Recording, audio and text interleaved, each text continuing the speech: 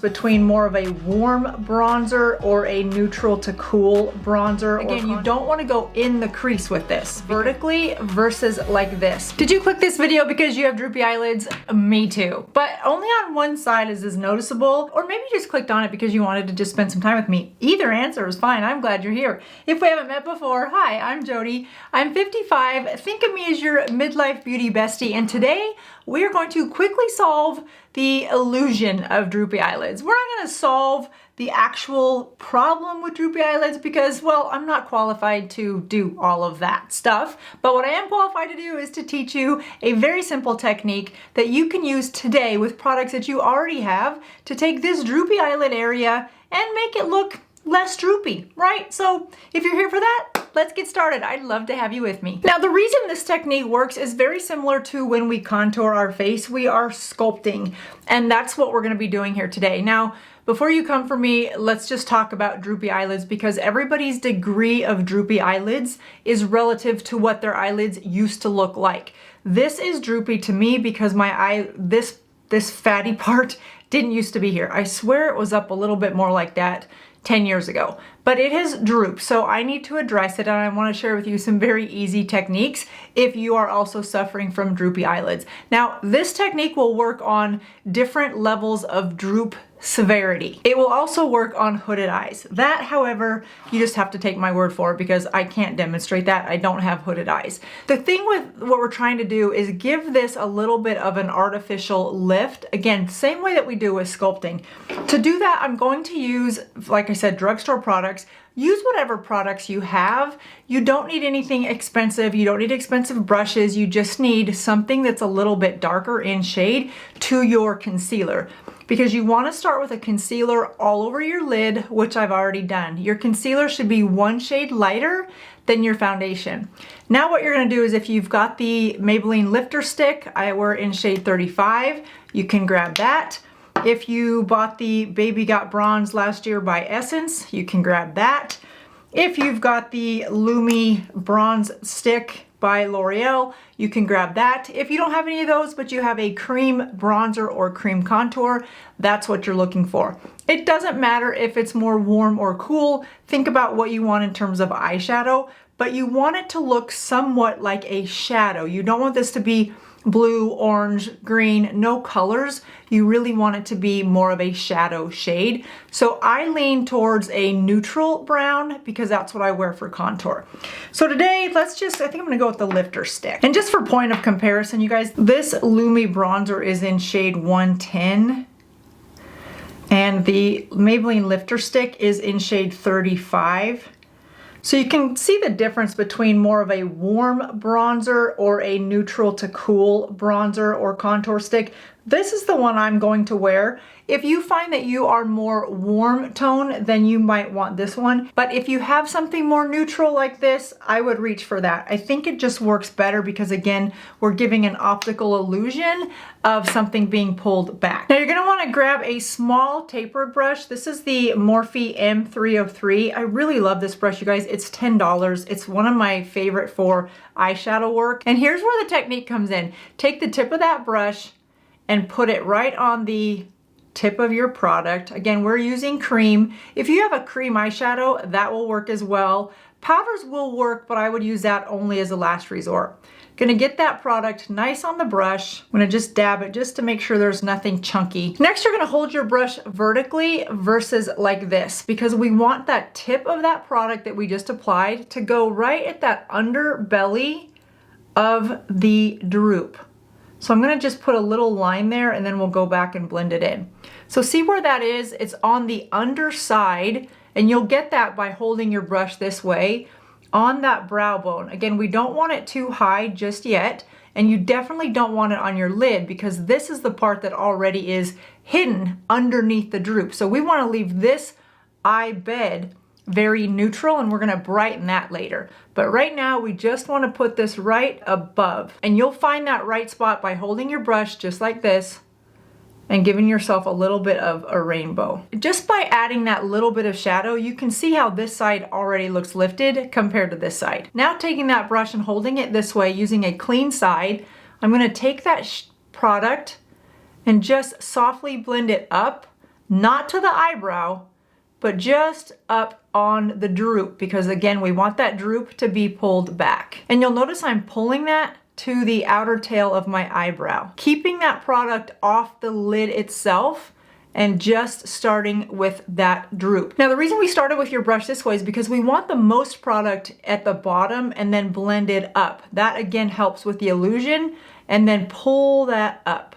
Just something like that. Now I'm gonna take a lighter color. You can also go back in with your concealer for this. I'm gonna use an e.l.f. Velvet eyeshadow. This is in the shade, is this Beige and Bougie? Yes, Beige and Bougie. And you'll see it's a little bit lighter than the contour that we use, which is Maybelline in 35. If you have a clean brush, get the clean brush or clean the one you have. This is the same brush. These M303s are very nice brushes. Put a little bit of that eyeshadow on the back of my hand. Pick up that product on the side real softly. And then I'm gonna go right over the inner corner of my eyelid, making sure that the edge goes right into your crease, not above it, and pull that all the way across your lid on your lash line and right up to that crease. But don't go over any of that shadow that we just applied, or bronzer, or whatever product you applied there. The darker shade, don't cover any of that up. And you'll start to see the look come together. The next thing you're gonna do is go in with your concealer, and this is the Essence Silky Blur. Add a little to the back of your hand. I'm gonna pick up the brush that has the lighter shade on it. So use whatever concealer you have. If you have a shade that's lighter than your normal concealer, you can use that as well. And we're gonna be very careful here, and we're gonna just carve out, I'm gonna go a little exaggerated so that you can see it, the brow. Because we wanna give a lift to the brow. That helps, an artificial lift, a makeup lift. That helps pull all of this back.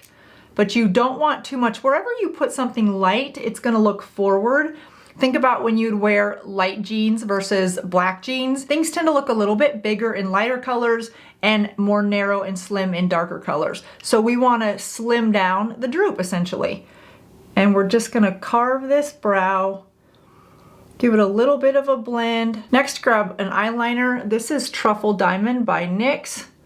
I'm just gonna go right at my lash line, outer corner, small strokes, because I'm just trying to fill in where my lashes are more sparse. See, even when I try not to do a wing, my hand just goes, oh, it's eyeshadow time, we must add a wing. Next easy step, and this is optional, take that brush that you had the concealer on, apply that concealer right to the tip, go to this outer corner, and just dab it a little bit. This really helps if you're noticing that you are looking more sunk in this eye area. Adding a little bit of brightness to this outer corner gives this a little bit of a more plumped, full look. And it's really not noticeable at all. Just tap it in. Then I'm gonna go with some mascara. Have you guys tried this? This is the Telescopic Extensionist by Maybelline. I saw this mascara the other day when I was looking for a tubing mascara, and this isn't one, but I thought, well, let's just try. I'm always up for trying a new mascara, especially if it's drugstore and it works. So let's just see.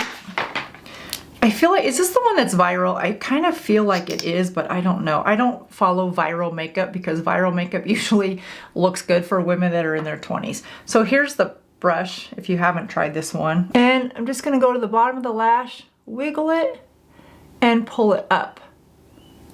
That's a nice mascara, nice fluttery looking lashes. Should we do something on the lower lashes? I don't think so. We'll just focus on the upper lashes. The key to this look, you guys, is to ensure that when you are applying this darkish color, you're not going on your crease. You're going, that's why we're not doing this way. You're going on the, I don't want to say flabby side, but the droopy side, the underside. If you go too far underneath, then you're making the whole thing look recessed and more droopy. You really want to keep this on that underbelly, the part that is starting to curve.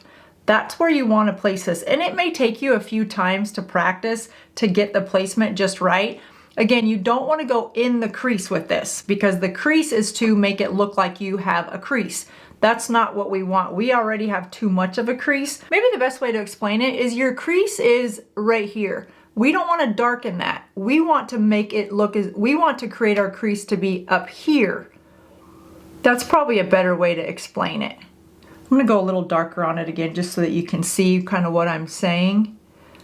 Just so if you struggle with it and you're like, gosh, Jody, I'm not getting it to look the same way, that might be the part that you want to work on a little bit, is fight the urge to make a crease with this and pull your lid up and put your crease a little higher. Again, you're looking for when that skin just starts to droop. That's where you want to create the shadow. Just making small subtle changes leave you with a natural looking makeup look and not looking like you've tried way too hard to re-sculpt your more mature skin. These subtle changes allow us to embrace the aging process, still look like ourselves, just a little bit of a makeup nip and tuck here and there, if you will.